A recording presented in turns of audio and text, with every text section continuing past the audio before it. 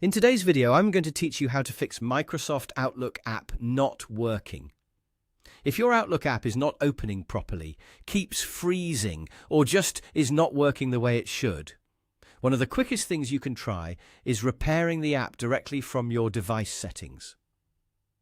This is a simple built-in option in Windows, and it can often fix common problems without requiring you to uninstall anything or set everything up again from scratch. To get started, open the Settings app on your device. You can usually do this by clicking the Start menu and selecting Settings, or by using the shortcut that opens your system settings. Once you are in Settings, take a moment to make sure you are in the right place, because this is where Windows lets you manage installed apps and troubleshoot basic issues. From there, click on Apps. In this section, you will be able to view the list of programs installed on your computer. Depending on your version of Windows, the layout may look slightly different, but the general process is the same. You are looking for the area where your installed applications are listed. Next, locate Outlook in the app list.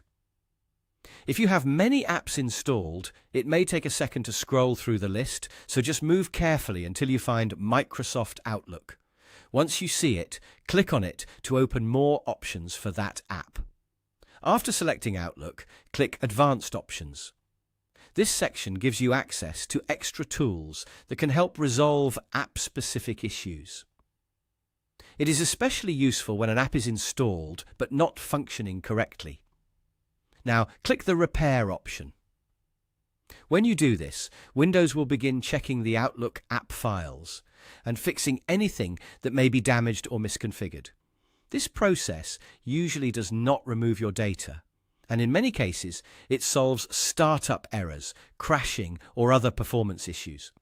Give it a little time to complete, and avoid closing the settings window while the repair is running. Once the repair is finished, try opening Outlook again and see if it is working normally. If the issue was caused by a minor software problem, this step may be enough to get the app back to normal.